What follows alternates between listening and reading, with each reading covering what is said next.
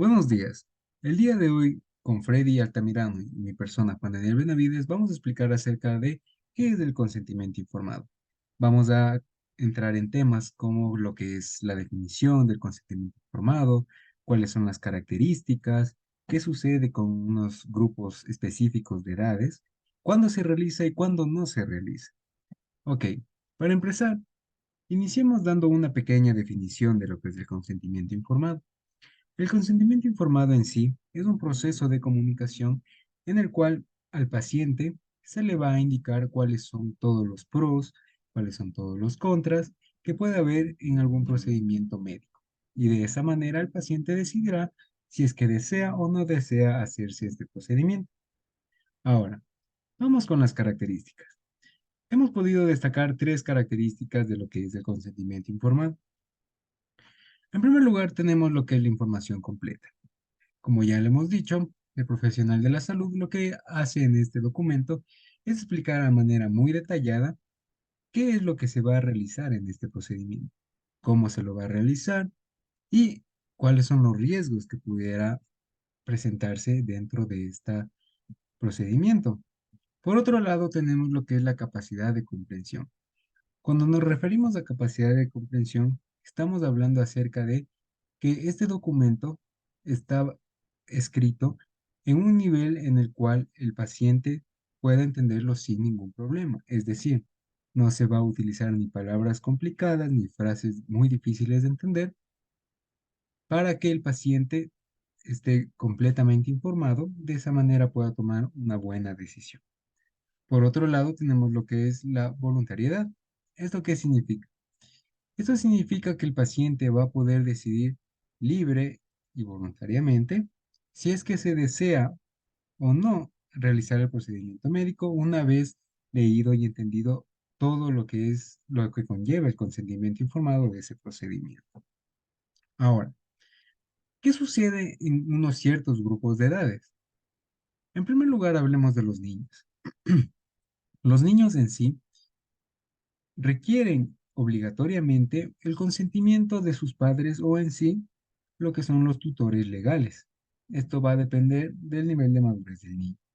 Por otro lado, hablando de la tercera edad, nos dice que si es que la persona de la tercera edad aún se encuentra en condiciones para tomar decisiones voluntarias y sin necesidad de ayuda, estos podrán firmar su propio consentimiento informado. Sin embargo, si los adultos mayores ya presentan dificultades para tomar decisiones, se tendrá que recurrir a un tutor legal.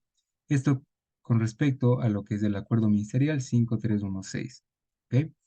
Ahora, ¿qué pasa con los menores de edad emancipados? Es decir, que ya son considerados como unos adultos.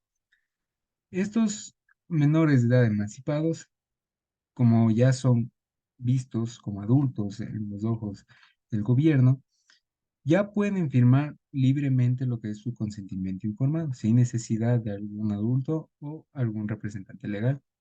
Y por otro lado, tenemos a los hijos de estos menores de edad emancipados. ¿Qué pasa con ellos?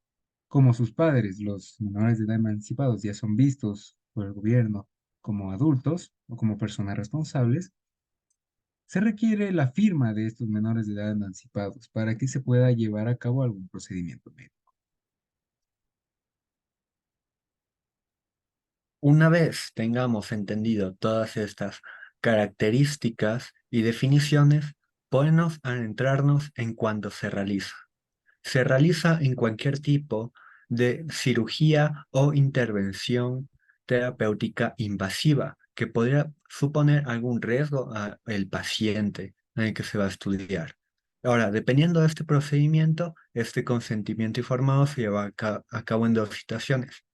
La primera de ellas es simplemente un procedimiento médico, es decir, que antes de una cirugía, tratamiento o intervención médica, se debe obtener el consentimiento informado del paciente o de la persona representante del mismo. Es, este se caracteriza por una estructura en la que el médico explica en detalle la naturaleza del procedimiento, los riesgos potenciales que pueden suponer, los beneficios esperados de la cirugía o el tratamiento y las posibles alternativas disponibles en el caso de no aceptarlo. Por el otro lado, se habla de la participación en investigación. Este es antes de que alguien participe en un estudio de investigación, ya sea en una nueva elaboración de medicamentos, nuevas terapias o nuevos procedimientos, se va a requerir el procedimiento informado del sujeto al cual se va a tratar. Todo esto se ha ido formando a través de la historia, debido a diferentes casos, como serían los casos de Willowbrook, en donde en en una escuela para personas con deficiencias mentales, se ha utilizado la mala ética y mala práctica para conseguir el consentimiento informado. Los juicios de Nuremberg, que han sido hacia médicos y profesionales que pertenecían al antes llamado Alemania nazi, en el cual obviamente se lleva una investigación muy poco ética, dando caso a uno de los juicios más aterradores que ha tenido esta sociedad, así como eh, uno de los más recientes, siendo el experimento Tukigi, en donde en una población se la inoculó con sífilis para ver cómo era la reacción y progresión natural de esta enfermedad, no solo inspirado por un odio racial hacia las personas de esta comunidad, sino también increíblemente inético.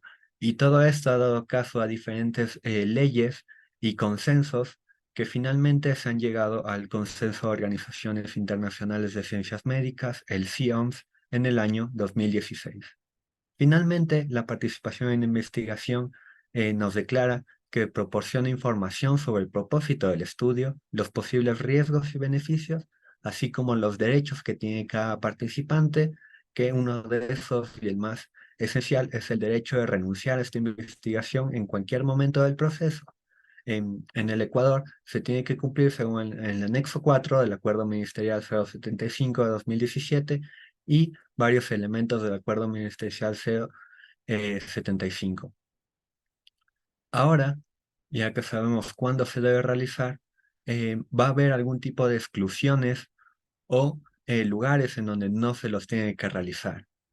La primera de estas es un riesgo mínimo, ya que obviamente si el paciente no requiere de un tratamiento tan invasivo o tan dificultoso para su salud, se prefiere no hacer un consentimiento informado y no llevar por una alternativa tan extrema o riesgosa para el paciente.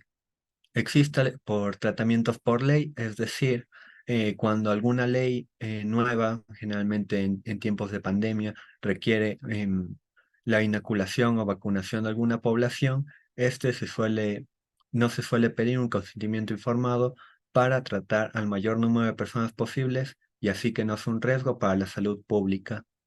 En situaciones de emergencia, donde reconoceremos que el paciente no está consciente o no puede dar su consentimiento, se le va a negar un procedimiento increíblemente invasivo, a menos claro de que sea para salvar la salud, la vida del paciente. Y finalmente no se va a realizar un consentimiento informado para las capacidades de rectificar una anomalía. Es decir, que durante una intervención quirúrgica el médico mismo tiene la decisión de em, rectificar una anomalía que pueda haberse presenciado, que antes del el procedimiento no se la había visto y puede rectificar obviamente para el beneficio del paciente y de su vida. Eso ha sido todo, espero que hayan comprendido de una manera correcta. Este ha sido el consentimiento informado explicado por Juan Daniel Menavides y Fred Altamirano. Muchas gracias.